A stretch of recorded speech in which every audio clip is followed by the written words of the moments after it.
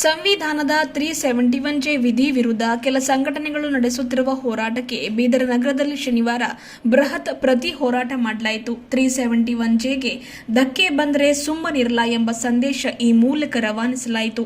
ಕಲ್ಯಾಣ ಕರ್ನಾಟಕ ಹೋರಾಟ ಸಮಿತಿ ನೇತೃತ್ವದ ಹೋರಾಟದಲ್ಲಿ ಡಾಕ್ಟರ್ ಬಿಆರ್ ಅಂಬೇಡ್ಕರ್ ವೃತ್ತದಲ್ಲಿ ಜಿಲ್ಲೆಯ ವಿವಿಧ ಮಠಾಧೀಶರು, ಪ್ರಮುಖರು, ವಿದ್ಯಾರ್ಥಿಗಳು ದೊಡ್ಡ ಸಂಖ್ಯೆಯಲ್ಲಿ ಪಾಲ್ಗೊಂಡಿದ್ದರು. ಹಲವು ವರ್ಷಗಳ ಹೋರಾಟದ ಫಲವಾಗಿ ಸಿಕ್ಕಿರುವ ಈ ಹಕ್ಕು ಕಸಿದುಕೊಳ್ಳಲು ಯತ್ನಿಸಿದರೆ ರಕ್ತ ಕ್ರಾಂತಿ ಆಗಲಿದೆ ಎಂದು ಈ ಮೂಲಕ ಎಚ್ಚರಿಕೆ ಕೂಡ ನೀಡಿದರು.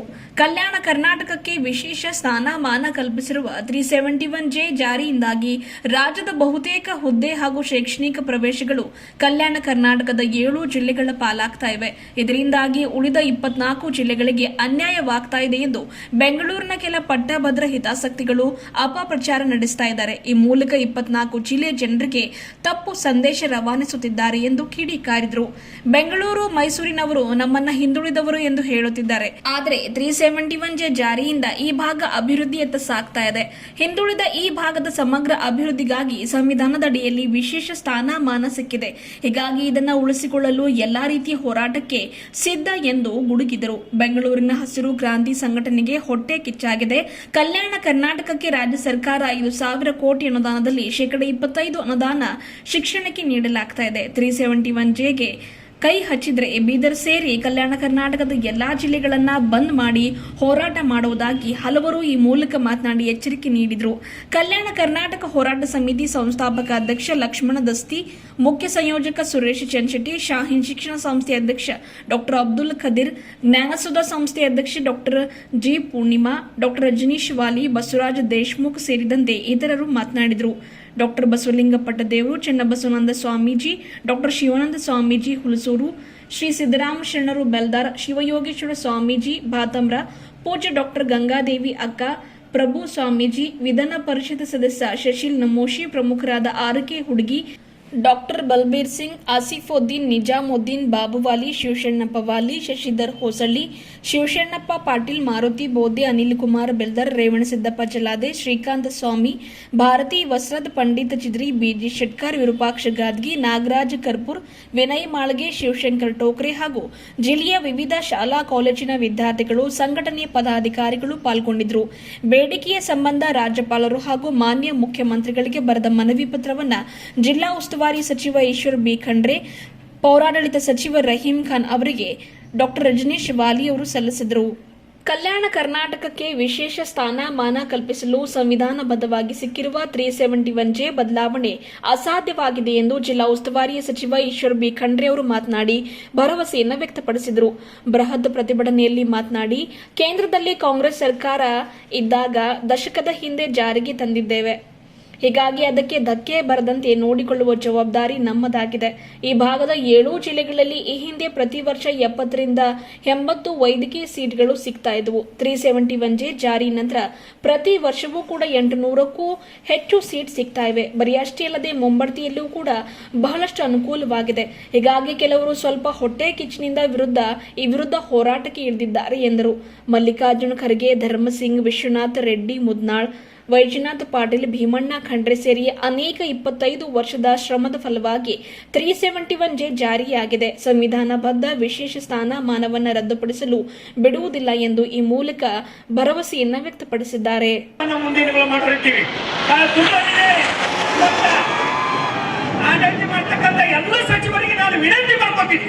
ಎಲ್ಲ ಶಾಸಕರನ್ನ ವಿನಂತಿ ಮಾಡ್ಕೊತೀನಿ, ಯಾರಾದ್ರೂ ಆ ಕಡೆ ಬಂದ್ರೆ ಏನಾದ್ರು ಲೆಟರ್ ದಯವಿಟ್ಟು ಕೊಡಬೇಡಿ.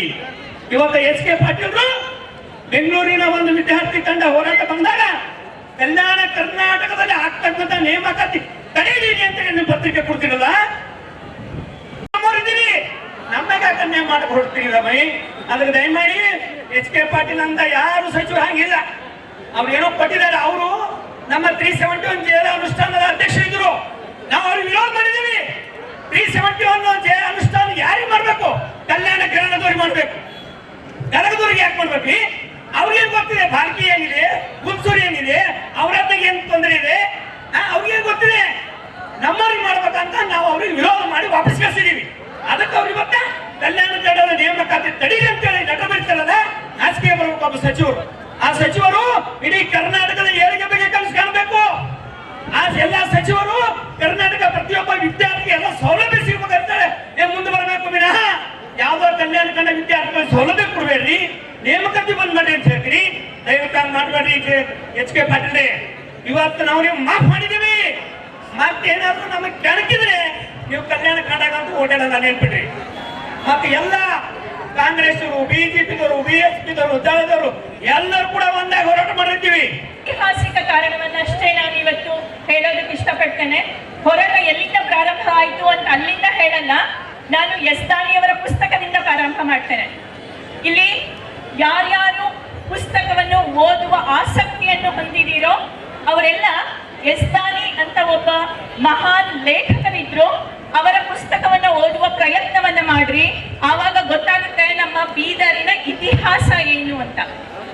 ಇಲ್ಲೆಲ್ಲರಿಗೂ ಗೊತ್ತಿರ್ಲಿ, ನಾವು ಅಂತಿಂತ ನಾಡಿನವರಲ್ಲ. ಬಸವಣ್ಣ, ಅಕ್ಕ ಮಹಾದೇವಿ, ಅಲ್ಲಮ ಪ್ರಭುಗಳು ಓಡಾಡಿದ ನಾಡು, ಗುರುನಾನಕ್ ದೇವ್ಜಿ ಅವರು ಬಂದಂತಹ ನಾಡು. ಅಷ್ಟೇ ಅಲ್ಲ, ನಮ್ಮ ಬೀದರ್ ಒಂದು ಕಾಲಕ್ಕೆ ಮೆಡಿವಲ್ ಇಂಡಿಯಾ ಅಂತ ನಾವೇನ್ ಹೇಳ್ತೀವಿ, ಹಿಸ್ಟ್ರಿನಲ್ಲಿ ನಾವೇನ್ ಕಲಿತೀವಿ, ಮೆಡಿವಲ್ ಇಂಡಿಯಾ ಟೈಮ್ ನಲ್ಲಿ ಬೀದರ್ ಇಡೀ ದಖ್ಖನ್ನಿನ ಅರ್ಧ ಭಾಗ ಉತ್ತರ ಭಾರತ ಮತ್ತು ಇಡೀ ದಖ್ಖನ್ನಿನ ರಾಜಧಾನಿಯಾಗಿತ್ತು. ಬಹಮನಿ ಮತ್ತು ಬರೀಕ್ ಶಾಹಿ ಆಡಳಿತಗಳಲ್ಲಿ ನಾವು ರಾಜಧಾನಿಯಲ್ಲಿ ಇದ್ದೇವೆ. ನಾವು ರಾಜಧಾನಿಯಲ್ಲಿ ಇರ್ತಕ್ಕಂತಹ ಜನ. ನಿಮಗೆ ಇನ್ನೊಂದು ಇತಿಹಾಸ ಗೊತ್ತಿರ್ಲಿ, ನಮ್ಮ ದೊಡ್ಡ ಮನಸ್ಸು ಎಷ್ಟಿತ್ತು ಅಂತಂದ್ರೆ, ನಮ್ಮ ದೊರೆ, ಆಗಿನ ಕಾಲದ ನಮ್ಮ ದೊರೆ ಏನ್ ಮಾಡಿದ್ರು ಅಂತಂದ್ರೆ, ಹೈದರಾಬಾದ್ ನಾಮೋನಿಶಾನ್ ಇರ್ಲಿಲ್ಲ. ಹೈದರಾಬಾದ್ ಅಂತಕ್ಕಂಥ ಒಂದು ಪಟ್ಟಣವೇ ಇರ್ಲಿಲ್ಲ. ಆ ಸಮಯಕ್ಕೆ ಕುಲಿ ಕುತುಬ್ ಖಾನ್ ಅಂತ ಒಬ್ರು ಇರ್ತಾರೆ. ಅವರು ನಮ್ಮ ದೊರೆಯ ಕೈ ಕೆಳಗಡೆ ಕೆಲಸ ಮಾಡಿರ್ತಾರೆ. ಅವ್ರು ತುಂಬಾ ಚೆನ್ನಾಗಿ ಕೆಲಸ ಮಾಡ್ತಾರೆ. ನಾವೆಲ್ಲ ತುಂಬಾ ಒಳ್ಳೆ ಮನಸ್ಸಿನವರಲ್ಲ. ನಮ್ಮ ದೊರೆ ಅವ್ರನ್ನ ಮೆಚ್ಕೊಂಡ್ ಬಿಡ್ತಾರೆ. ಬಹಳ ಒಳ್ಳೆ ಕೆಲಸ ಮಾಡ್ತೀಯಪ್ಪ, ನಿನ್ಗೆ ಏನ್ ಬೇಕು ನೋಡು, ಏನ್ ಬೇಕು ಹೇಳು, ನಿನಗೆ ಗೋಲ್ಕೊಂಡ ಕೊಟ್ಬಿಡ್ತೀನಿ, ಹೋಗು ನೀನು ಗೋಲ್ಕೊಂಡನಲ್ಲಿರು ಅಂತ ಹೇಳ್ಬಿಡ್ತಾರೆ. ಸೊ ಹಂಗಾಗಿ ಗೋಲ್ಕೊಂಡವನ್ನ ಅವರಿಗೆ ಕೊಡ್ತಾರೆ, ದಾನ ಕೊಡ್ತಾರೆ. ಅವರಿಗೆ ಗೋಲ್ಕೊಂಡವನ್ನ ದಾನವಾಗಿ ಕೊಡ್ತಾರೆ, ಒಂದು ಶಬಾಷಿ ಅಂತ ಕೊಡ್ತಾರೆ. ಮುಂದೆ ಅದು ಕಾರಣಾಂತರಗಳಿಂದ ರಾಜಕೀಯವಾಗಿ ತುಂಬಾ ಬೆಳೆದು ಬಿಡ್ತು. ಅದು ಹೈದರಾಬಾದ್ ಆಗಿ ಹೋಯ್ತು. ಹೈದರಾಬಾದ್ ಸಂಸ್ಥಾನ ಆದಾಗ, ಹೈದರಾಬಾದ್, ಇದನ್ನ ಕೇಳ್ರಿ, ಇದು ನಿಮ್ಮ ಇತಿಹಾಸ. ಇಲ್ಲಿ ಯಾವುದೇ ಜಾತಿ ವಿಶೇಷದ ಇತಿಹಾಸ ಅಲ್ಲ ಇದು.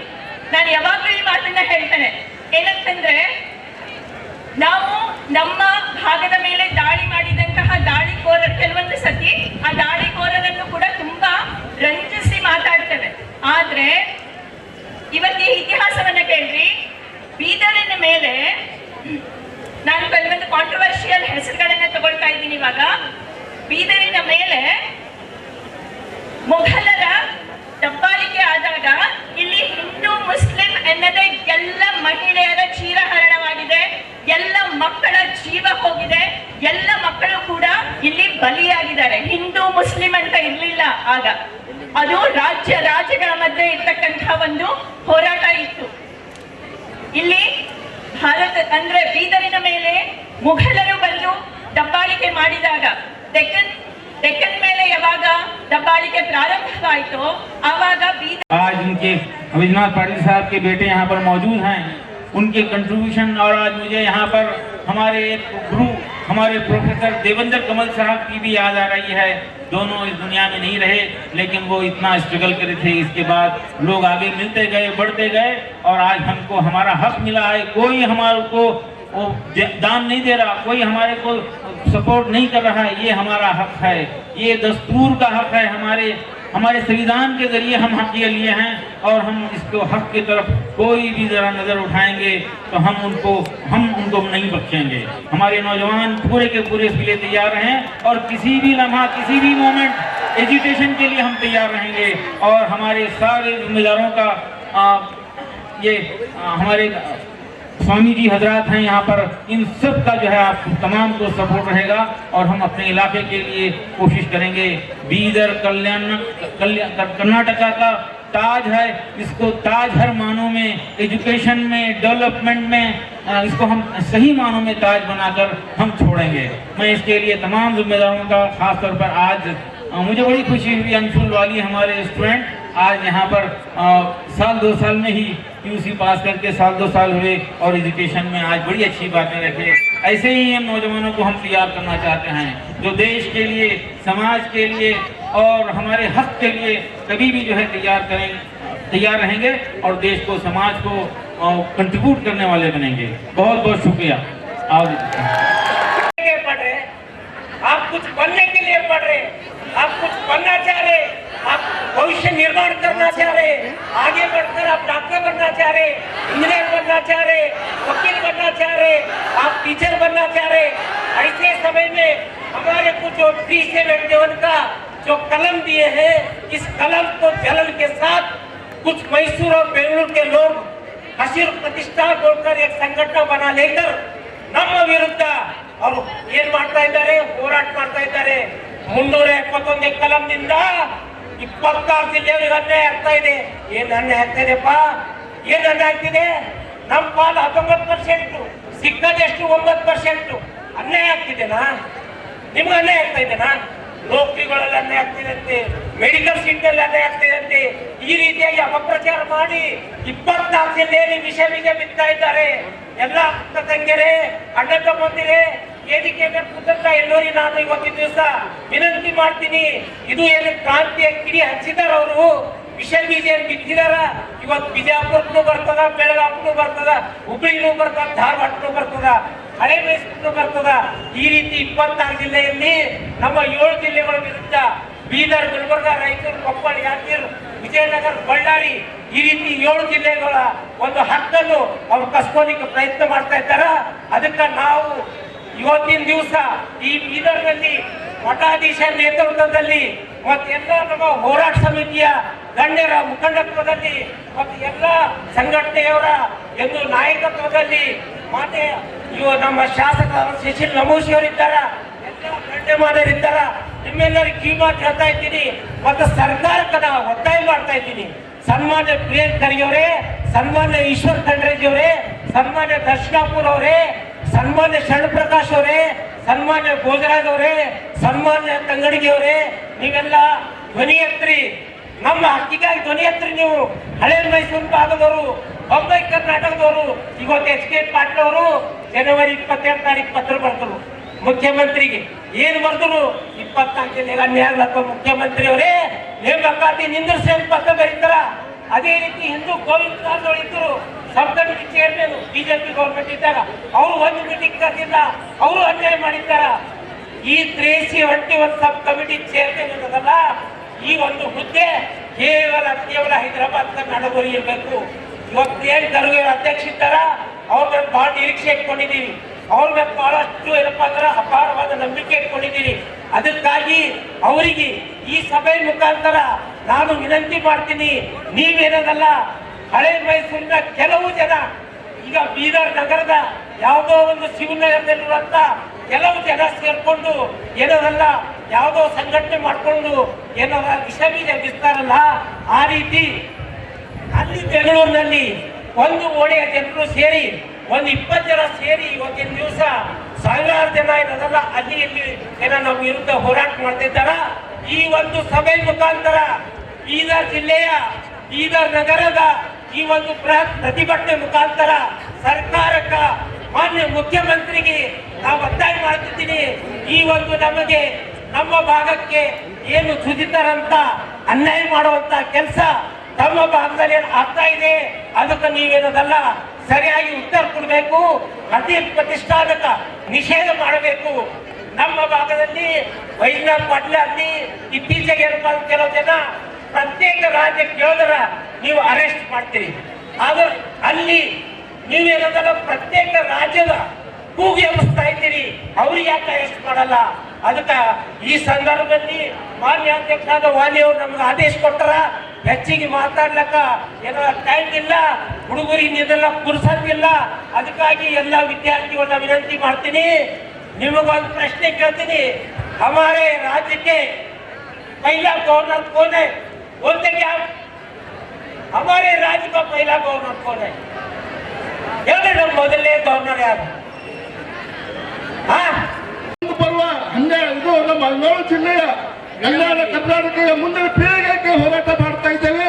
ಅದಕ್ಕೆ ಈ ಹೋರಾಟ ನಾವು ಅಂದ್ರೆ ಆರ್ಟಿಕಲ್ 371J ನಮಗೆ ಯಾರು ನಮ್ಮ ಅಂದಿನ ಮುಖ್ಯಮಂತ್ರಿಗಳ ಯಡಿಯೂರಪ್ಪ ಇದ್ರು ಮತ್ತು ನಮ್ಮ ಪಾರ್ಲಿಮೆಂಟ್ ಸದಸ್ಯರಾದ ಮತ್ತು ಪಾರ್ಲಿಮೆಂಟ್ ಸಚಿವರಾಗಿದ್ದ ಮಲ್ಲಿಕಾರ್ಜುನ ಖರ್ಗೆ ಅರ್ಜಿ ಅವರು ನೇತೃತ್ವದಲ್ಲಿ ಆರ್ಟಿಕಲ್ 371J ವನ್ನು 10 ವರ್ಷಗಳ ಹಿಂದೆ ನಮಗೆ ದೊರಕಿದೆ. ತದನಂತರವಾಗಿ 75 ವರ್ಷಗಳ ನಂತರ 10 ವರ್ಷದ ಸಿಕ್ಕಿದಂತ ಈ ನಮಗೆ ಆರ್ಟಿಕಲ್ 371J ನಮ್ಮ ವಿದ್ಯಾರ್ಥಿಗೆ ಸ್ವಲ್ಪ ಅಲ್ಪ ನಮಗೆ ಸಿಗ್ತಾ ಇದೆ. ಅದನ್ನು ನಮ್ಮ ಹಸಿರು ಕ್ರಾಂತಿಯವರು ಬಹಳ ಅಚ್ಚುಕಟ್ಟಾಗಿ ಅವರು ಏನು ಹೇಳ್ತಾ ಇದ್ದಾರೆ ಅಂದ್ರೆ 6 ಕೋಟಿ ಜನಸಂಖ್ಯೆ ಇರುವ 24 ಜಿಲ್ಲೆ ಹೊರತು ನಾವು ಬರೀ 7 ಜಿಲ್ಲೆ ಕಣ್ಣಿಗೆ ಕಾಣಿಸ್ತಾ ಇದ್ದೇವೆ. ನಾವು ಕೇವಲ 7-8% ನಾವು ಜಾಸ್ತಿ ನೌಕರಿ ಇರ್ಬೋದು ಅಥವಾ ವಿದ್ಯಾರ್ಥಿ ನಾವು ಏನು ಮೆಡಿಕಲ್ ಇಂಜಿನಿಯರಿಂಗ್ ಸೀಟ್ ತಗೋತಾ ಇದ್ದೇವೆ, ಅವರಿಗೆ ಅವ್ರ ಮೇಲೆ ಕಂಡು ಬಿದ್ದಿದೆ. ನಮ್ಮ ಈ ಆರ್ಟಿಕಲ್ 371 ನಮ್ಮ ಸಮಾನತೆಗಾಗಿ ನಮ್ಮ ಇದಕ್ಕಾಗಿ ಮಾಡಿದಂತ ಈ ನಮ್ಮ ಆಗಿನ ಪಾರ್ಲಿಮೆಂಟ್ ಸಂವಿಧಾನ ಕೊಟ್ಟಿದಂತ ಸಂದರ್ಭದಲ್ಲಿ ಸನ್ಮಾನ್ಯ ಈಶ್ವರ್ ಖಂಡ್ರೆ ಸಾಹೇಬರು ಬಂದಿದ್ದಾರೆ. ಆಗಿದೆ ಇದಕ್ಕೆ ಸನ್ಮಾನ್ಯ ದಿವಂಗತ ವೈಜಾನ್ ಪಾಟೀಲ್ರು, ನಮ್ದು ಮಲ್ಲಿಕಾರ್ಜುನ್ ಖರ್ಗೆ ಅವರು, ಬೀದರಿಂದ ನಮ್ದು ಭೀಮಣ್ಣ ಖಂಡ್ರೆ ಸಾಹೇಬರು, ಮತ್ತೆ ಬಸವರಾಜ್ ಪಾಟೀಲ್ರು, ಗುರುಪಾದಪ್ಪ ಅವರು, ಇಲ್ಲಿ ಲೋಕಲ್ ಬಹಳಷ್ಟು ಕಮಿಟಿಗಳು ಇದಾವೆ. ಎಲ್ಲರ ಹೆಸರು ತಗೋತಾ ಕೂತ್ರೆ ಆಗೋದಿಲ್ಲ. ಅದಕ್ಕೆ ಇವರೆಲ್ಲ ಶ್ರಮದಿಂದ ಇದು ನಮ್ಗೆ ಸಿಕ್ಕಿದೆ. ನಾವು ಅಷ್ಟು ಈಸಿ ಬಿಡಲ್ಲ. ಮತ್ತೆ ಇನ್ನೊಂದು ಇವತ್ತು ಈಶ್ವರ್ ಖಂಡ್ರೆ ಸಾಹೇಬರು ಮತ್ತೆ ನಮ್ದು ಸರ್ಕಾರದ ಕಡೆಯಿಂದ ಬಂದಿದ್ದಾರೆ. ಇಲ್ಲಿ ನಮ್ಗೊಂದು ಆನೆ ಬಲ ಬಂದಂಗೆ ಬಂದಿದೆ ನಮ್ದು ಇವತ್ತು ನಮ್ಮ ಹೋರಾಟಕ್ಕೆ. ಇದು ಏನಾಗಿದೆ ಅಂದ್ರೆ ಹಸಿರು ಪ್ರತಿಷ್ಠಾನ ಅವರು ಬೆಂಗಳೂರಲ್ಲಿ ಒಂದು ಪ್ರೊಸೆಷನ್ ಮಾಡಿದ್ದಾರೆ. ಏನಂತ ಮಾಡಿದ್ದಾರೆ ಅಂದ್ರೆ ಈ ಕಡೆ 7 ಜಿಲ್ಲೆಗಳಿಗೆ ಎಲ್ಲ ಸವಲತ್ತು ಅವ್ರಿಗೆ ಸಿಗ್ತಾ ಇದೆ ಅಂತ. ಏನು ಸವಲತ್ತು ಸಿಗ್ತಾ ಇಲ್ಲ, ಬರೀ 8% ಸವಲತ್ತು ಸಿಗ್ತಾ ಇದೆ. ಆದ್ರೆ ನಾವು ಸ್ವಲ್ಪ ಈಗ ಮೆಡಿಕಲ್ ಸೀಟ್ಸು, ಇಂಜಿನಿಯರಿಂಗ್ ಸೀಟ್ಸು ಮತ್ತೆ ಜಾಬ್ಸ್ ಎಲ್ಲ ಬರ್ತಾ ಇದ್ದೀವಿ ಅಂತ ಹೇಳಿ ಅವ್ರಿಗೆ ಹೊಟ್ಟೆ ಕಿಚ್ಚು ಬಂದ್ಬಿಟ್ಟಿದೆ. ಬೇರೆ ಏನೂ ಇಲ್ಲ, ಹೊಟ್ಟೆ ಕಿಚ್ಚು ಬಂದ್ಬಿಟ್ಟು ನಾವು ಇಲ್ಲಿ ಫಾರ್ವರ್ಡ್ ಆಗ್ತೀವಿ ಅಂತ ಹೇಳಿ. ಅವ್ರು ಎಷ್ಟು ಫಾರ್ವರ್ಡ್ ಆಗಿದ್ದಾರೆ, ಏನಾಗಿದೆ ಯಾವತ್ತೂ ಏನೂ ಕೇಳಿಲ್ಲ. ನಾವು ಸ್ವಲ್ಪ ಮುಂದೆ ಬರ್ತಾ ಇದ್ರೆ ಹೊಟ್ಟೆ ಕಿಚ್ಚು ಬಂದ್ಬಿಟ್ಟಿದೆ. ಇದಕ್ಕೋಸ್ಕರ ನಾವು ಇವತ್ತು ಅವ್ರಿಗೊಂದು ಸಂದೇಶ ಕಳಿಸ್ತಾ ಇದ್ದೀವಿ. ನೀವೇನಾದ್ರೂ 371 ಆರ್ಟಿಕಲ್ ಟಚ್ ಮಾಡಿದ್ರೆ ಇದು ಸಾಂಕೇತಿಕ ಇದೆ, ಉಗ್ರ ಹೋರಾಟ ಮಾಡ್ಬೇಕಾಗ್ತದೆ ಅಂತ ಹೇಳಿ. ಇನ್ನೊಂದಿದೆ ಹುಡುಗರ, ನಿಮ್ಗೆ ಹೇಳ್ತಾ ಇದ್ದೀನಿ, ನಮ್ದು ಕಲ್ಯಾಣ ಕರ್ನಾಟಕದಲ್ಲಿ 5,000 ಕೋಟಿ ಬಜೆಟ್ ಬಂದ್ರೆ ಅದರಲ್ಲಿ 25% ನಿಮ್ಗೆ ಎಜುಕೇಶನ್ಗೋಸ್ಕರ ಇದೆ. ಇದು ಎಲ್ಲಕ್ಕಿಂತ ಅವ್ರಿಗೆ ಹೊಟ್ಟೆ ಕಿಚ್ಚು ಬೀಳ್ತಾ ಇದೆ ಅನಿಸ್ತಾ ಇದೆ ನಮ್ಗೆ. ಇದಕ್ಕೆ ನಾವು ಯಾವತ್ತೂ ಆಸ್ಪದ ಬಿಡಲ್ಲ ಅವರಿಗೆ ಏನು ಮಾಡಕ್ಕೆ. ಇದಕ್ಕೆ ನೀವು ಇವತ್ತು ಏನು ಎಲ್ಲರೂ ಇವತ್ತು ಅಷ್ಟು ಜನ ವಕೀಲರು ಬಂದಿದ್ರು. ಎಲ್ಲಕ್ಕಿಂತ ಒಳ್ಳೆ ಸಂಗತಿ ಅಂದ್ರೆ ಎಲ್ಲರ ವಕೀಲರು ವಿತ್ ಡ್ರೆಸ್ ಅಲ್ಲಿ ಬಂದಿದ್ರು. ಅವ್ರು ಕೋರ್ಟ್ ಟೈಮ್ ಆಯ್ತು ಅಂತ ಹೋಗಿದ್ದಾರೆ. ಮತ್ತೆ ಇಲ್ಲಿ ಜಾತಿ ಭೇದ ಪಾರ್ಟಿ ಪಂಥ ಏನೂ ತಿಳ್ಕೊಂಡಿಲ್ಲ. ಎಲ್ಲರೂ ತಮ್ಮ ಖರ್ಚಿನಿಂದ ₹1 ಖರ್ಚಿಲ್ಲದೆ ಎಲ್ಲರೂ ತಮ್ಮ ಕಾಲೇಜು ಸ್ಕೂಲಿಂದ ಅವ್ರ ಸ್ಟಾಫ್ ಜೊತೆ ಅವ್ರ ಪ್ರೆಸಿಡೆಂಟ್ಗಳು ಬಂದಿದ್ದಾರೆ. ಅದೆಲ್ಲಕ್ಕೆ ತುಂಬಾ ಸಂತೋಷ ಸುದ್ದಿ ಇದೆ. ಇನ್ನೊಂದು ಲಾಸ್ಟ್ ಮಾತು ಹೇಳ್ತೀನಿ. ನಮ್ದು KH ಪಾಟೀಲ್ ಅವರು ಮೊನ್ನೆ ಒಂದು 19 ಜಾಬ್ಗಳು ಸ್ಟೇಟ್ ಮೆರಿಟಲ್ಲಿ ಸಿಕ್ಕಿದ್ದು. ಆ ಸ್ಟೇಟಲ್ಲಿ ಮೆರಿಟಲ್ಲಿ ಸಿಕ್ಕಾಗ ಅದಕ್ಕೆ ತಗೊಳ್ರಿ ಅಂತ ಹೇಳಿ ಕೊಟ್ಟಿದ್ರು. ಅದೇನೋ ಬೈ ಮಿಸ್ಟೇಕ್ ಆಗಿ ಕೊಟ್ಟಿದ್ದೀನಿ ಅಂತ ಹೇಳಿದ್ರು. ಬಟ್ ಅದಕ್ಕೋಸ್ಕರ ನಮ್ಮ HK ಸೊಸೈಟಿ ಅಧ್ಯಕ್ಷರು ಇಮಿಡಿಯೇಟ್ ಆಗಿ ಪ್ರತಿರೋಧ ತೋರಿಸಿದ್ದಾರೆ. ಅವರಿಗೂ ಧನ್ಯವಾದ ಹೇಳ್ತೀನಿ. ಇನ್ನೊಂದು ಬೀದರ್ದು ಲಾಸ್ಟ್ ಕಾವೇರಿದು ಇಷ್ಟೊತ್ತನ ಎಲ್ಲರೂ ಹೇಳಿದ್ರು ಕಾವೇರಿದಲ್ಲಿ ಏನೇ ಸ್ಟ್ರೈಕ್ ನಡೀತಾ ಇದ್ರೆ ಕಾವೇರಿ ನಮ್ದು ಅಂತ ನಾವು ಇಲ್ಲೆಲ್ಲ ಬಂದ್ ಮಾಡಿ ಹೋರಾಟ ಮಾಡ್ತೀವಿ. ಬಟ್ ಅವ್ರಿಗೆ ಆ ಕಡೆ ಕೇಟ ಕಾರಂಜ ಡ್ಯಾಮ್ ಎಲ್ಲಿದೆ ಅಂದ್ರೆ ಗೊತ್ತೇ ಇಲ್ಲ ಅಂತ ಹೇಳ್ತಾರೆ. ಅಂತ ನಾವು ಆ ತರ ಇರೋರು. ಇನ್ನೊಂದು ಲಾಸ್ಟ್ ಕೊನೆಯದು ಮಾತು ಹೇಳಿ ಮುಗಿಸ್ತೀನಿ. 371J ಇದು ಸಾಂಕೇತಿಕ ಇದೆ. ನೀವೇನಾದ್ರೂ ಟಚ್ ಮಾಡದೆ ಇಲ್ಲಿಂದ 7 ಜಿಲ್ಲೆಯಲ್ಲಿ ಬಂದ್ ಮಾಡಿ ಉಗ್ರ ಹೋರಾಟ ಮಾಡ್ತೀವಿ ಅಂತ ಹೇಳಿ ನಾನೊಂದು 2 ಮಾತು ಮುಗಿಸ್ತೀವಿ. ಮತ್ತೆ ಈ ಸಭೆಗೆ ಬಂದಂತ ನಮ್ಮ ಈಶ್ವರ್ ಖಂಡ್ರೆಯವರಿಗೆ ತುಂಬಾ ಹೃದಯದಿಂದ ಸ್ವಾಗತ ಕೋರುತ್ತೇನೆ. ಹಾಗೆ ನಮ್ಮ ರಹೀಂ ಖಾನ್ ಅವರಿಗೆ ಸ್ವಾಗತ ಕೋರುತ್ತೇನೆ. ಸುಶೀಲ್ ಜಿ ನಮೋಶಿ ಅವರು ಬಂದಿದ್ದಾರೆ. ಮತ್ತೆ ನಮ್ದು DC ಸಾಹೇಬರು SP ಸಾಹೇಬರು ಬಂದರೆ ಅವರಿಗೆಲ್ಲ ತುಂಬಾ ಹೃದಯದಿಂದ ವೆಲ್ಕಮ್ ಮಾಡ್ತೇನೆ. ಒಂದು 371J ಕಲಂ ವಿರೋಧಿ ಮತ್ತು ಸಂವಿಧಾನ ವಿರೋಧಿ, ಕಲ್ಯಾಣ ಕರ್ನಾಟಕ ಪ್ರಗತಿ ವಿರೋಧಿ ಪಟ್ಟಭದ್ರ ಹಿತಾಸಕ್ತಿಗಳ ಕುತಂತ್ರ ಏನಿದೆ ಅದನ್ನು ಖಂಡಿಸಿ ಈ ಒಂದು ಜಾಥಾ, ಈ ಒಂದು ಸಭೆ ಆಯೋಜನೆ ಮಾಡಿದ್ದೀರಿ. ಅದಕ್ಕೆ ಇದು ಮುನ್ನೆಚ್ಚರಿಕೆಯ ಕ್ರಮ ಅಂತ ಹೇಳ್ಬೋದು. ಈ ಮುನ್ನೆಚ್ಚರಿಕೆಯ ಕ್ರಮದ ನಿಮಿತ್ತ ನಾವೆಲ್ಲ ಪಕ್ಷಾತೀತವಾಗಿ ಒಂದೇ ವೇದಿಕೆ ಮೇಲೆ ಸೇರಿದ್ದೇವೆ. ಮತ್ತು ಈ ಹೋರಾಟಕ್ಕೆ, ಈ ಅನಿಸಿಕೆಗೆ ನಮ್ಮೆಲ್ಲರ ಸಂಪೂರ್ಣವಾದಂತಹ ಒಂದು ಬೆಂಬಲ ಇದೆ. ನಾನು ಆಯೋಜಕರಿಗೆ ನನ್ನ ಪರವಾಗಿ, ಸರ್ಕಾರದ ಪರವಾಗಿ ಹಾರ್ದಿಕ ಅಭಿನಂದನೆ ಸಲ್ಲಿಸ್ತಾ ಇದ್ದೇನೆ. ಆತ್ಮೀಯ ಬಂಧುಗಳೇ, ಇವತ್ತು ಭಾಷಾವಾರು ಪ್ರಾಂತ ರಚನೆ ಆದಂತಹ ಸಂದರ್ಭದಲ್ಲಿ ನಮ್ಮ ಭಾಗದ ನಾಯಕರುಗಳು ಏನು ಲಿಂಗೈಕ್ಯ ಚನ್ನಬಸವ ಪಟದೇವರು, ಪೂಜ್ಯ ಭೀಮಣ್ಣ ಖಂಡ್ರೆ ಅವರು, ಆರ್ ವಿ ಪಿಡಪ್ಪ ಅವರು ಹಾಗೂ ಇಡೀ ಕಲ್ಯಾಣ ಕರ್ನಾಟಕಕ್ಕಾಗಿ ಕರ್ನಾಟಕ ರಾಜ್ಯದಲ್ಲಿ ಸೇರ್ಪಡೆ ಆಗಬೇಕು ಅಂತ ಏನು ಹೋರಾಟ ಮಾಡಿದ್ರು, ಅವರೆಲ್ಲರ ಒಂದು ಕನಸಿತ್ತು. ಮೈಸೂರು ರಾಜ್ಯದಲ್ಲಿ ನಾವೆಲ್ಲ ಸೇರ್ಬೇಕು, ಮಾತೃಭಾಷೆ ಕನ್ನಡಿಗರು ಬಹುಸಂಖ್ಯಾತರಿದ್ದಾರೆ ಅಂತ ಹೇಳಿ ಇಲ್ಲಿ ಹೋರಾಟ ಮಾಡಿದಾಗ ಇವತ್ತು ಯಾವ ರೀತಿಯಲ್ಲಿ ನಾವು ಕರ್ನಾಟಕ ರಾಜ್ಯದಲ್ಲಿ ಮೈಸೂರು ತರ ಅಭಿವೃದ್ಧಿ ಆಗಬೇಕು ಅನ್ನೋಂಥದ್ದು, ಅಭಿವೃದ್ಧಿಯಿಂದ ವಂಚಿತರಾಗಿದ್ದೇವೆ ಅವಾಗ. ಆ ಒಂದು ದೃಷ್ಟಿಯಿಂದ ಇವತ್ತು ಕರ್ನಾಟಕ ರಾಜ್ಯದಲ್ಲಿ ಸೇರ್ಪಡೆ ಆದ ಮೇಲೂ ಸುಮಾರು ಸಲ ಬಹಳಷ್ಟು ಹೋರಾಟಗಳಾಗ್ತವೆ. ಈ ಭಾಗಕ್ಕೆ ಪ್ರಾದೇಶಿಕ ಅಸಮತೋಲನ ಇದೆ, ಇದು ನಿವಾರಣೆ ಮಾಡಬೇಕು ಅಂತ ಹೇಳಿ ಎಲ್ಲ ಅನೇಕ ಸಮಿತಿಗಳಾಗ್ತವೆ. ಹೈದರಾಬಾದ್ ಕರ್ನಾಟಕ ಪ್ರದೇಶಾಭಿವೃದ್ಧಿ ಮಂಡಳಿ ಆಗ್ತದೆ, ಒಂದ್ಸಲ ಧರಮ್ ಸಿಂಗ್ ಅವರ ಅಧ್ಯಕ್ಷತೆಯಲ್ಲಿ, ಇನ್ನೊಂದ್ಸಲ ಇವೆಲ್ಲ ಆಗಿದ್ಮೇಲೆ ಕೊನೆಯದಾಗಿ ಇದಕ್ಕೆ ಒಂದು ಪರಿಹಾರ ಏನಪ್ಪಾ ಅಂದ್ರೆ ಸಂವಿಧಾನ ಅನುಚ್ಛೇದ 371ಕ್ಕೆ ತಿದ್ದುಪಡಿ ತಂದು ಇದಕ್ಕೆ ವಿಶೇಷ ಸ್ಥಾನಮಾನ ಕೊಡಬೇಕು ಅಂತ ಬಹಳ ಹೋರಾಟ ನಡೀತದೆ. ಆ ಹೋರಾಟದ ಸಮಯದಲ್ಲಿ ಬಹಳಷ್ಟು ಡೆವಲಪ್ಮೆಂಟ್ ಆಗ್ತವೆ. ಈಗ ಯಾರ್ಯಾರು ಹೋರಾಟ ಮಾಡಿದ್ದಾರೆ ನಿಮ್ ಗಮನದಲ್ಲಿದೆ. ಇವತ್ತು ಹಿಂದೆ ವೈಜನಾಥ್ ಪಾಟೀಲ್ ಅವರು ಮಾಡಿದ್ರು, ಅವ್ರ ಜೊತೆಯಲ್ಲಿ ನಮ್ಮ ಜಿಲ್ಲೆ ಅನೇಕ ನಾಯಕರುಗಳು, ವಿಶ್ವನಾಥ್ ರೆಡ್ಡಿ ಮುದ್ದಾಳ್ರವರು, ಭೀಮಣ್ಣ ಖಂಡ್ರೆ ಅವರು, ಸುಮಾರು ಜನ ಎಲ್ಲ ಹೋರಾಟ ಮಾಡಿದ್ದಾರೆ. ಅದಾದ್ಮೇಲೆ ಇದು ಕಾರ್ಯಗತ ಆಗಬೇಕು ಅಂತ ಹೇಳಿದ್ರೆ ಮುಖ್ಯವಾದಂತಹ ಕಾರಣಕರ್ತರು ಇವತ್ತು ಈ ಭಾಗದ ಮೇರು ವ್ಯಕ್ತಿತ್ವ ನಾಯಕರಾದಂತ ಮಾನ್ಯ ಮಲ್ಲಿಕಾರ್ಜುನ್ ಖರ್ಗೆಜಿಯವರು, ದಿವಂಗತ ಧರಮ್ ಸಿಂಗ್ ಅವರು, ಇವರೆಲ್ಲ ಲೋಕಸಭೆಯಲ್ಲಿ ಎಸ್.ಎಂ. ಕೃಷ್ಣ ಅವರ ಸರ್ಕಾರ ಇದ್ದಾಗ ಅವಿರೋಧವಾಗಿ ಒಂದು ವಿಧಾನಸಭೆಯಲ್ಲಿ ವಿಧಾನ ಪರಿಷತ್ತಿನಲ್ಲಿ ಒಂದು ಪ್ರಸ್ತಾವ ಹೋಗ್ತದೆ. ಕೇಂದ್ರದ NDA ಸರ್ಕಾರ ಇದ್ದಂತಹ ಸಂದರ್ಭದಲ್ಲಿ ಒಂದು ರಾಜ್ಯಕ್ಕೆ ನಾವು ಏನಾದ್ರೂ ವಿಶೇಷ ಸ್ಥಾನಮಾನ ಕೊಟ್ರೆ ಇಡೀ ದೇಶದಾದ್ಯಂತ ಇದು ಎಲ್ಲಾ ಕಡೆ ಪೆಂಡರಸ್ ಬಾಕ್ಸ್ ಓಪನ್ ಆಗ್ತದೆ, ಬಹಳ ಮಂದಿ ಕೇಳ್ತಾರೆ, ಕೊಡ್ಲಿಕ್ಕೆ ಆಗಲ್ಲ ಅಂತ ಹೇಳಿ NDA ಸರ್ಕಾರ ಇದ್ದಾಗ ಇದು ತಿರಸ್ಕಾರ ಮಾಡಿದ್ರು. ಆದ್ರೆ ಮತ್ತೆ ಪುನಃ ಪ್ರಯತ್ನ ಮಾಡಿ ಇವತ್ತು ಲೋಕಸಭೆಯಲ್ಲಿ ಎಲ್ಲಾ ಪಕ್ಷದವರ ಸಹಕಾರವನ್ನು ಪಡೆದುಕೊಂಡು 2012, 2013ರಲ್ಲಿ ಇದಕ್ಕೆ ಸಂವಿಧಾನ ತಿದ್ದುಪಡಿ ತರಬೇಕು ಅಂದ್ರೆ 2/3 ಭಾಗದ ಲೋಕಸಭೆ ರಾಜ್ಯಸಭಾ ಸದಸ್ಯರು ಇದಕ್ಕೆ ಅವರ ಅನುಮೋದನೆ ಕೊಡಬೇಕು ಲೋಕಸಭೆಯಲ್ಲಿ. ಅದನ್ನು ಅನುಮೋದನೆಯನ್ನು ಪಡೆದು ಅದನ್ನು ಜಾರಿಗೆ ತಂದಂತದ್ದು 2013ರಲ್ಲಿ ಮಾನ್ಯ ಸಿದ್ದರಾಮಯ್ಯ ಅವರು ಮುಖ್ಯಮಂತ್ರಿ ಇದ್ದಂತಹ ಸಂದರ್ಭದಲ್ಲಿ ಅನುಷ್ಠಾನಕ್ಕೆ ಬಂತು. ಸನ್ಮಾನ್ಯ H.K. ಪಾಟೀಲ್ ಅವರ ಅಧ್ಯಕ್ಷತೆಯಲ್ಲಿ ಒಂದು ಉಪಸಮಿತಿಯನ್ನು ರಚನೆ ಮಾಡಿ ಆ ಉಪಸಮಿತಿಯ ಏನೊಂದು ಅವರ ಶಿಫಾರಸುಗಳಿದ್ದಾವೆ. ಈ ಕಲ್ಯಾಣ ಕರ್ನಾಟಕಕ್ಕೆ ಪ್ರತಿ ವರ್ಷ ಹೆಚ್ಚುವರಿ ಅನುದಾನ ಕೊಡಬೇಕು. ಕಲ್ಯಾಣ ಕರ್ನಾಟಕಕ್ಕೆ ಉದ್ಯೋಗದಲ್ಲಿ, ಶಿಕ್ಷಣದಲ್ಲಿ ಮೀಸಲಾತಿ ಕೊಡಬೇಕು. ಅದರ ಜೊತೆಯಲ್ಲಿ ರಾಜ್ಯ ಮಟ್ಟದಲ್ಲೂ ಇವತ್ತು ಉದ್ಯೋಗದಲ್ಲಿ, ಶಿಕ್ಷಣದಲ್ಲಿ 8% ಮೀಸಲಾತಿ ಕೊಡಬೇಕು. ಈ ಭಾಗದಲ್ಲಿ 75, 80, 85% ಇಲ್ಲಿರುವಂತಹ ಸಂಸ್ಥೆಗಳಲ್ಲಿ ಮೀಸಲಾತಿ ಕೊಡಬೇಕು. ಇವೆಲ್ಲಾ ಕಾಯ್ದೆಗಳು, ಕಾನೂನುಗಳು 2013ರಲ್ಲಿ ಹಿಂದೆ ಸಿದ್ದರಾಮಯ್ಯ ಸರ್ಕಾರ ಇದ್ದಾಗ ಜಾರಿಗೆ ಬಂದುವು. ಬಿಟ್ಟು 13,000 ಕೋಟಿ ರೂಪಾಯಿ ಕಲ್ಯಾಣ ಕರ್ನಾಟಕದ ಅಡಿಯಲ್ಲಿ ಹೆಚ್ಚುವರಿ ಅನುದಾನ ನಮ್ಮ ಭಾಗಕ್ಕೆ ಬಂದಿದೆ, 7 ಜಿಲ್ಲೆಗಳಿಗೆ ಬಂದಿದೆ. ಈ ವರ್ಷ ಯಾಕೆಂದ್ರೆ ಮೊನ್ನೆ ನಡೆದಂತ ಚುನಾವಣೆಯಲ್ಲಿ ನಾನೇ ಕಾರ್ಯಾಧ್ಯಕ್ಷನಾಗಿದ್ದೆ.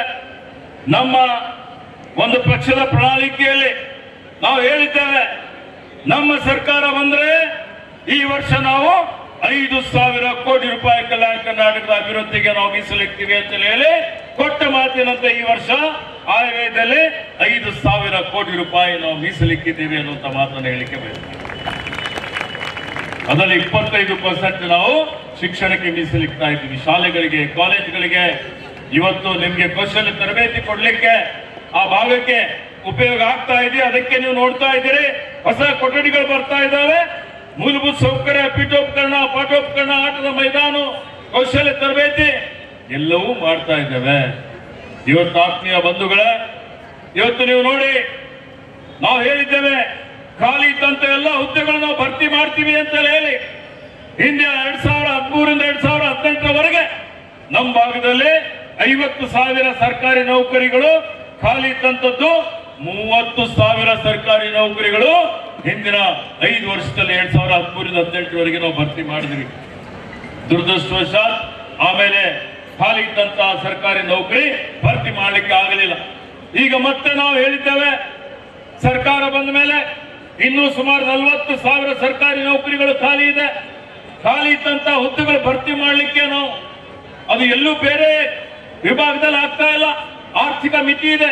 ಬರೀ ಕಲ್ಯಾಣ ಕರ್ನಾಟಕದಲ್ಲಿ ಮಾತ್ರ ಹಿಂದೆ ನಾವು ಸಚಿವ ಸಂಪುಟದಲ್ಲಿ ತೀರ್ಮಾನ ಮಾಡಿ ಇದಕ್ಕೆ ಆರ್ಥಿಕ ಮಿತಿಗೆ ಒಳಪಡದೆ, ಆರ್ಥಿಕ ಇಲಾಖೆಗೆ ಹೋಗದೆ ಮಾಡಿಕೊಳ್ಬೇಕಾಗ್ತದೆ. ಹೀಗಾಗಿ ಅವ್ರ ಹೊಟ್ಟೆ ಕಿಚ್ಚಿನಿಂದ ಇವತ್ತೇನು ನಮ್ದು ಕಸ್ಕೊಳ್ತಾ ಇದ್ದಾರೆ, ಇವರು ನಮ್ಮ ಮುಂಬಡ್ತಿ ಕಸ್ಕೊಳ್ತಾ ಇದ್ದಾರೆ, ನಮ್ಮ ಮೆಡಿಕಲ್ ಸೀಟ್ ಕಸ್ಕೊಳ್ತಾ ಇದ್ದಾರೆ. ಇದಕ್ಕೆಲ್ಲಕ್ಕಿಂತ ಹೆಚ್ಚಿನ ಕಾರಣ ಮುಂಬಡ್ತಿನೇ ಇದೆ. ನಿಮ್ಗೆ ಹೇಳ್ಬೇಕು ಅಂದ್ರೆ ಮತ್ತೆ 8% ನಾವೇನು ಈಗ ಸರ್ಕಾರಿ ನೌಕರಲ್ಲಿ ಮೀಸಲಾತಿ ಕೊಡ್ಬೇಕಂತಿದ್ದೀವಿ, ಅದು ಇದೆ. ಅದಕ್ಕಾಗಿ ಅವರು ಒಂದು ಸಂಘ ಮಾಡಿಕೊಂಡು ಪ್ರೊಟೆಸ್ಟ್ ಮಾಡ್ತಾ ಇದ್ದಾರೆ. ಪ್ರಜಾಪ್ರಭುತ್ವದಲ್ಲಿ ಪ್ರತಿಭಟನೆ ಮಾಡಲಿಕ್ಕೆ ಎಲ್ಲರಿಗೂ ಅವಕಾಶ ಇದೆ. ಆದರೆ ಒಂದು ಮಾತು ಹೇಳಲಿಕ್ಕೆ ಬಯಸ್ತಾ ಇದ್ದೇನೆ, ಇದು ಸಂವಿಧಾನ ಅನುಚ್ಛೇದ 371 ನಮ್ಮ ಕೂಸಿದೆ. ನಮ್ಮ ಸರ್ಕಾರ, ಯಾವುದೇ ಸರ್ಕಾರ ಇರಲಿ, ನಮ್ಮ ಸರ್ಕಾರ ಇದೆ ಈಗಲಂತೂ ಇದ್ರೆ ಇದಕ್ಕೆ ಯಾವುದೇ ರೀತಿಯಲ್ಲಿ ಯಾರು ಬಂದ್ರು, ಯಾವುದೇ ಶಕ್ತಿ ಬಂದ್ರು 371 ಜೆಯಲ್ಲಿ ಬದಲಾವಣೆ ತರಲಿಕ್ಕೆ ಸಾಧ್ಯ ಇಲ್ಲ ಅನ್ನುವಂಥ ಮಾತನ್ನು ಹೇಳಿಕೆ ಪಡುವಂಥದ್ದು ಅವಶ್ಯಕತೆ ಇದೆ. ನಾವಿದ್ದೀವಿ, ನಾವು ಹೋರಾಟ ಮಾಡ್ತೀವಿ, ಸಚಿವ ಸಂಪುಟದಲ್ಲಿ ಮಾಡ್ತೀವಿ, ವಿಧಾನಸಭೆಯಲ್ಲಿ ಮಾಡ್ತೀವಿ, ನಿಮ್ ಜೊತೆಯಲ್ಲಿ ಮಾಡ್ತೀವಿ. ಅಂತ ಪ್ರಸಂಗ ಇನ್ನೂ ಬಂದಿಲ್ಲ. ಇದು ಬದಲಾವಣೆ ಆಗುವಂತ ಸಮಯನೂ ಬಂದಿಲ್ಲ, ಪ್ರಸಂಗನೂ ಬಂದಿಲ್ಲ. ಇದು ಆಗೋದೇ ಇಲ್ಲ, ಶತಸಿದ್ಧ. ಆದ್ರೂ ನಮ್ಮವ್ರಿಗೆ ಜಾಗೃತಿ ಸಿಗಬೇಕು ಅಂತ ಹೇಳಿ, ಈ ಜಾಗೃತಿ ಸಿಗಬೇಕು ಅನ್ನುವಂತ ದೃಷ್ಟಿಯಿಂದ ಇವತ್ತು ನಮ್ಮೆಲ್ಲ ಹೋರಾಟಗಾರರು ಮುನ್ನೆಚ್ಚರಿಕೆಯಿಂದ ನಿಮ್ಮೆಲ್ಲರಿಗೆ ಇಲ್ಲಿ ಆಹ್ವಾನ ಮಾಡಿದ್ದಾರೆ. ಈ ಒಂದು ಕಲ್ಯಾಣ ಕರ್ನಾಟಕದ ಅಡಿಯಲ್ಲಿ ಇನ್ನು ಹೆಚ್ಚಿನ ಅಭಿವೃದ್ಧಿ ಕೆಲಸ ಕಾರ್ಯಗಳು, ಇನ್ನು ಹೆಚ್ಚಿನ ನಮ್ಮ ಭಾಗದ ವಿದ್ಯಾರ್ಥಿಗಳಿಗೆ ಕೌಶಲ್ಯ ತರಬೇತಿ ಕೊಡುವಂಥದ್ದು, ಅವರಿಗೆ ಅವಕಾಶಗಳು ಕೊಡುವಂಥದ್ದು, ನೀರಾವರಿ ಯೋಜನೆ ಇರ್ಬೋದು, ಇನ್ನಿತರ ಕಾರ್ಯಕ್ರಮಗಳು ಇರ್ಬೋದು, ಅವೆಲ್ಲವನ್ನು ಮಾಡುವಂಥದ್ದಕ್ಕೆ ನಾವೆಲ್ಲ ಬದ್ಧರಾಗಿದ್ದೇವೆ. ಕ್ರಿಯಾ ಯೋಜನೆ ರೂಪಿಸ್ತಾ ಇದ್ದೇವೆ. ಪಕ್ಷಾತೀತವಾಗಿ ಈ 7 ಜಿಲ್ಲೆಗಳಿಗೆ ವಿಶೇಷ ಸ್ಥಾನಮಾನ ಏನು ಸಿಕ್ಕಿದೆ, ಇದೇ ರೀತಿಯಲ್ಲಿ ಹೋದ್ರು ಪ್ರತ್ಯೇಕ ಸಚಿವಾಲಯ ಇದೆ. ಬಹಳ ಒಂದಾದ್ಮೇಲೆ ಒಂದು ಬೇಡಿಕೆನ ಈಡೇರಿಸ್ತಾ ಇದ್ದೀವಿ. ಇದರಲ್ಲಿ ಕೆಲವರಿಗೆ ತಪ್ಪು ಸಂದೇಶ ಇದೆ. ಏನು HK ಪಾಟೀಲ್ ಸಾಹೇಬರ ನೇತೃತ್ವದಲ್ಲೇ ಬಹಳ ಉತ್ತಮವಾದಂತ ಒಂದು ಶಿಫಾರಸುಗಳು ಅವರು ಕ್ಯಾಬಿನೆಟ್ ಸಬ್ ಕಮಿಟಿ ಉಪಸಮಿತಿಯಲ್ಲಿ ಕೊಟ್ಟಿದ್ದಾರೆ. ಇದಕ್ಕೆ ಯಾರೋ ಅವರು ಇದಕ್ಕೆ ಸಮ್ಮತಿ ಇಲ್ಲ ಅನ್ನುವಂಥದ್ದು ಏನು ಅಪಪ್ರಚಾರ ಇದೆ, ಅಂತ ಅಪಪ್ರಚಾರಗಳಿಗೆ ಯಾರು ಕಿವಿಗೊಡಬಾರದು. ನಮ್ಮ ಸಚಿವ ಸಂಪುಟ ಭದ್ರವಾಗಿದೆ. ಮುಖ್ಯಮಂತ್ರಿಗಳು, ಉಪಮುಖ್ಯಮಂತ್ರಿಗಳು, ನಾವೆಲ್ಲರೂ ಇವತ್ತು ಪಕ್ಷಾತೀತವಾಗಿ ಎಲ್ಲ ಮುಖಂಡರುಗಳು ಅನುಚ್ಛೇದ 371 ಜೆಗೆ ಯಥಾವತ್ತಾಗಿ ಅನುಷ್ಠಾನ ಮಾಡುವಂತಹ ಕೆಲಸ ಮಾಡುವಂಥದ್ದು ನಮ್ಮ ಜವಾಬ್ದಾರಿ ಇದೆ. ಪ್ರಾಮಾಣಿಕತೆಯನ್ನು ನಿಭಾಯಿಸ್ತಾ ಇದ್ದೇವೆ. ಇದರಲ್ಲಿ ಯಾವುದೇ ರೀತಿಯ ಬದಲಾವಣೆ ಹಿಂದೆ ಮಾಡಿದ್ರು 2020-21ರಲ್ಲಿ ನಾವಿದ್ದಾಗ ನೇಮಕಾತಿ ಮಾಡುವಂತಹ ಸಂದರ್ಭದಲ್ಲಿ 2016ರಲ್ಲಿ ಸುತ್ತೋಲೆ ಹೊರಡಿಸಿದ್ದೇವೆ ನಾವು. ಏನಂತೆ ಆಯ್ಕೆ ಮಾಡುವಂತಹ ಸಂದರ್ಭದಲ್ಲಿ ಇವತ್ತು ಮೊದಲು ಮಿಕ್ಕುಳಿದ ವೃಂದದ ಏನು ಮೆರಿಟ್ ಆಧಾರಿತ ಇವತ್ತೇನು ನಮ್ಮ ಅಭ್ಯರ್ಥಿಗಳಿದ್ದಾರೆ ಅವ್ರಿಗೆ ಮೊದಲು ಆಯ್ಕೆ ಮಾಡಬೇಕು. ಅದಾದ್ಮೇಲೆ ಕಲ್ಯಾಣ ಕರ್ನಾಟಕ ಭಾಗದ ಸ್ಥಳೀಯ ವೃಂದದ ಅಭ್ಯರ್ಥಿಗಳನ್ನು ಮೆರಿಟ್ ಆಧಾರದ ಮೇಲೆ ಆಯ್ಕೆ ಮಾಡಬೇಕು ಅಂತ ಕೊಟ್ಟಿದ್ದೇವೆ. ಅದ್ರ ಪ್ರಕಾರ ನೇಮಕಾತಿ ಆಗಿತ್ತು. ಆದರೆ ಕೊರೋನಾ ಸಮಯದಲ್ಲಿ ಯಾರು ಏನ್ ಮಾಡಿದ್ರು ಗೊತ್ತಿಲ್ಲ.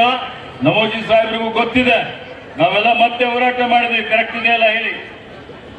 2020-21ರಲ್ಲಿ ಸುತ್ತೋಲೆ ತಿದ್ದುಪಡಿ ಮಾಡಿ ಹೊಸ ಸುತ್ತೋಲೆ ತಂದು ಆ ಸುತ್ತೋಲೆಯಲ್ಲಿ 2ಕ್ಕೆ ಸೇರ್ಪಡೆ ಮಾಡಿ ಯಾರು ನೀವು ಏನು ಸ್ಥಳೀಯ ವೃಂದಕ್ಕೆ ಹೋಗ್ತೀರಾ, ನೀವೇನು ಮಿಕ್ಕುಳಿದ ವೃಂದಕ್ಕೆ ಹೋಗ್ತೀರಾ ಅಂತ ಹೇಳಿ ಗೊಂದಲ ನಿರ್ಮಾಣ ಮಾಡಿದಕ್ಕಾಗಿ ನೇಮಕಾತಿಗಳೇ ಆಗಿಲ್ಲ.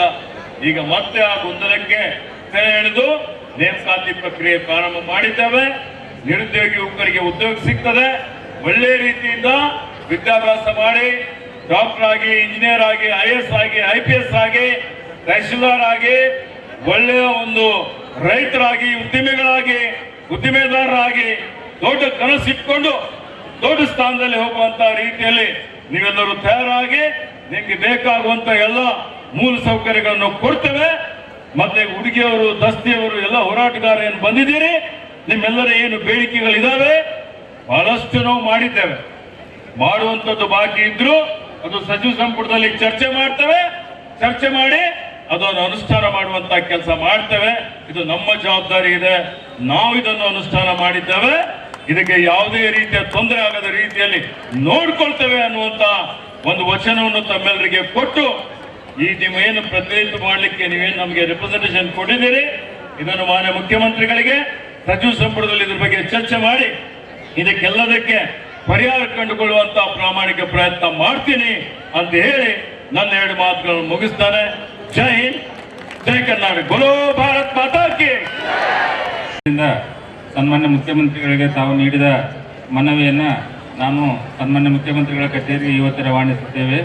ಇದುವರೆಗೆ ತಾವು ಶಾಂತ ರೀತಿಯಿಂದ ಸೇರಿ ಶಾಂತ ರೀತಿಯಿಂದ ತಾವು ಮೆಮೊರಾಂಡಮ್ ಅನ್ನು ಸಲ್ಲಿಸಿದ್ದಕ್ಕೆ ಜಿಲ್ಲಾಡಳಿತ ವತಿಯಿಂದ ಧನ್ಯವಾದಗಳು. Thank you.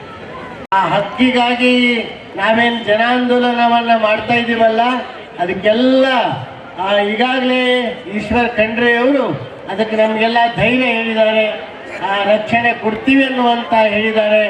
ಅದನ್ನ ನಮ್ಮಲ್ಲಿ 2 ತತ್ವ ಇದೆ. ಒಂದು ವಿನಯದಿಂದ ಕೇಳೋದು, ವಿನಯದಿಂದ ಮಣಿದೇ ಇದ್ದಾಗ ಗಣಾಚಾರ ಅಂತ ಒಂದಿದೆ. ಗಣಾಚಾರ ತತ್ವ ಇದೆ. ಗಣಾಚಾರದ ಮೊದಲು ಹಾಲು ಕುಡಿ ಅಂತೀವಿ, ಕುಡಿದ್ರೆ ಚಲೋ, ಕುಡಿಲಿಲ್ಲ ಅಂದ್ರೆ ಬಡಿಗೆ ನೋಡಂತೀವಿ. ಅದಕ್ಕೆ ಆ 2 ತತ್ವ ನಮ್ಮಲ್ಲದಾವೆ. ಆ ದೃಷ್ಟಿಯಿಂದ ಅದನ್ನ ನಮ್ಮ ಅಲ್ಲೇನು ಕೆಲವು ಸಂಘಟನೆಯವರು ಅದನ್ನ ಏನು ಎಬ್ಬಿಸಿದಾರಲ್ಲ, ಅದಕ್ಕೆ ಅವರಿಗೆ ನಮ್ಮ ಬಸವಣ್ಣವ್ರು ಹೇಳ್ತಾರೆ, ಅವ್ರ ಹೊಟ್ಟೆ ಕಿಚ್ಚು ಅವರಿಗೆ ಮೊದಲು ಸುಡ್ತು, ನಮಗೆ ಸುಡಲ್ಲ, ನೆನ್ಪಿಟ್ಕೋಬೇಕು ಎಲ್ಲರೂ. ಅದಕ್ಕೆ ಅದು ಒಳ್ಳೇದಲ್ಲ. ಇದನ್ನ ಈಗಾಗಲೇ ಎಲ್ಲರೂ ಒಂದು ಅಭಯ ನೀಡಿದ್ದಾರೆ. ಈ ಹೋರಾಟಕ್ಕೆ ನಾವು ಮುಂದೆ ಏನಾದರೂ ಆದ್ರೆ ರಾತ್ರಿ 12 ಗಂಟೆಗಾದ್ರೂ ನಾವೆಲ್ಲ ಮಠಾಧೀಶರು ಸಿದ್ಧರಿದ್ದೀವಿ ಈ ಹೋರಾಟಕ್ಕಂತ ಹೇಳಿ ನನ್ನ 2 ಮಾತುಗಳನ್ನ ಮುಕ್ತಾಯ ಮಾಡ್ತೀನಿ. ಓಂ ಶ್ರೀ ಗುರು ಬಸವಲಿಂಗ.